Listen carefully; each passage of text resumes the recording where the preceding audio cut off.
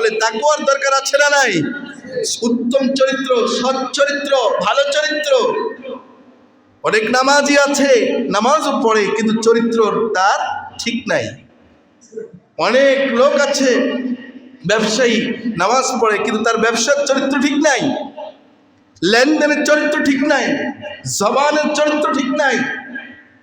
রাগ করতেছেন? তাহলে বোঝা গেল চরিত্র এটা অমূল্য এক সম্পদ। চরিত্র ঠিক, তাকওয়া আছে, সবচেয়ে বেশি এই লোকগুলোকে জান্নাতে ঢুকিয়ে দেওয়া হবে। সুবহানাল্লাহ। এবার আসেন আমার প্রিয় ভাইয়েরা, তাকওয়ার পরিধি সম্পর্কে একটু সংক্ষেপে জানি। তাকওয়ার পরিধি আমার প্রিয় ভাইয়েরা, তাকওয়া শুধু খাওয়া দাওয়া কিংবা দান করার মধ্যেই সীমাবদ্ধ নয়, বরং জীবনের প্রতিটি ক্ষেত্রেই তাকওয়ার সাথে সম্পর্ক আছে। কথা বুঝতেছেন? খুব গভীরভাবে বুঝেন। আপনি ব্যবসা করছেন, সেখানেও তাকওয়ার সম্পর্ক আছে। ব্যবসার সাথে কিসের সম্পর্ক আছে? তাকওয়ার সাথে সম্পর্ক আছে। আপনি চাকরি করছেন, সেখানে চাকরির সাথেও কিসের সম্পর্ক আছে? তাকওয়ার সম্পর্ক আছে। কৃষিকাজ করছেন, সেখানেও তাকওয়ার সম্পর্ক আছে। রাষ্ট্র পরিচালনা করছেন, সেখানেও কিসের সম্পর্ক আছে? তাকওয়ার সম্পর্ক আছে। এক কথায় জীবনের ছোট বড় সকল ক্ষেত্রের সাথেই তাকওয়ার সম্পর্ক অপরিহার্য হিসেবে আছে। কাজেই তাকওয়া মানে হলো নিজের পুরো জীবনটাকে আল্লাহ তাআলা আওতায় নিয়ে আসা, সর্বদাই আল্লাহ তাআলাকে ভয় করে নিজের জীবন, নিজের সংসার, পরিবার, সমাজ, রাষ্ট্র, কর্ম, ধর্ম সমস্ত কিছু পরিচালনা করাই হচ্ছে তাকওয়া। এই আল্লাহর ভয় থাকতেই হবে, বলে ইনশাআল্লাহ। আমার প্রিয় ভাইয়েরা, আজকে আমরা মনে করি অন্যকে ঠকাতে পারলেই আমি খুশি, হ্যাপি। আমি আমার এক ভাইকে ঠকাইছি, আমি খুব খুশি।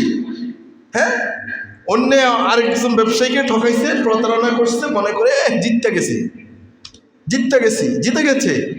এই যে আমরা বর্তমানে চলছে ঠকবাজির যুগ, বর্তমানে চলছে কিসের যুগ? ঠকবাজির যুগ। হ্যাঁ, কে কাকে ঠকিয়ে শুধু বড়লোক হবে, এই চিন্তা শুধু সবসময় মাথায় ঘুরে। আছে না? কথা বললেন না সবাই? আছে না নাই? কাউকে ঠকাতে পারলেই আমরা খুশি মনে করি, জিতে গেছি। অথচ জিতিনি, বরং আমরা ঠকেছি, বরং আমরা কি ঠকে গেছি, জিততে পারি নাই। জিততে পারছেন? আপনি মনে করছেন জিতে গেছি, ব্যবসায়ী মনে করে আমি আজকে লাভবান হয়ে গেছি, জিতে গেছি। না, জিতেন নাই, বরং কি হয়েছে? ঠকে গেছেন। কেমন? নিজের কাছে হেরেছেন, নিজের ইমানের কাছে হেরেছেন। নিজের কাছে হারলেন, নিজের ইমানের কাছে হেরেছেন, আখিরাতের কাছে হেরে গেছেন। পরকালের কাছে কি গেছেন? হেরে গেছেন। পরকালের কাছে যে হেরে যায়, সে সবচেয়ে বড় হার এটাই, সবচেয়ে বড় ঠক এটাই, ঠকে গেছে। এখন দেখেন, বিশেষ করে ব্যবসায়ীদের মধ্যে এই প্রবণতা বেশি। 2 নম্বর মালকে 1 নম্বর মাল বলে চালিয়ে দেওয়া, আছে না? ব্যবসার মধ্যে আছে না? 2 নম্বর মালকে 1 নম্বর মাল বলে কি চালিয়ে দেওয়া। ব্যবসায়ী ভাইদের উদ্দেশ্যে বলবো, ভাইজান, লাভ করেন, তবে অল্প করেন, সীমিত করেন। বরকত দিবেন কে? বরকতের মালিক কে? আল্লাহ তাআলা বরকতের মালিক। তাই লাভ করবেন তো, লাভ করবেন না কেন? অল্প করুন, কিন্তু হালালভাবে করুন, এতে হবে বরকত। আর হারাম করবেন, লাভ করবেন, এটা লাভ হবে না, এটা তো অশান্তি আসবে, ফ্যামিলিতে কোনো শান্তি থাকবে না, বরকত থাকবে না, মারামারি হারাহারি শুধু লেগে থাকবে।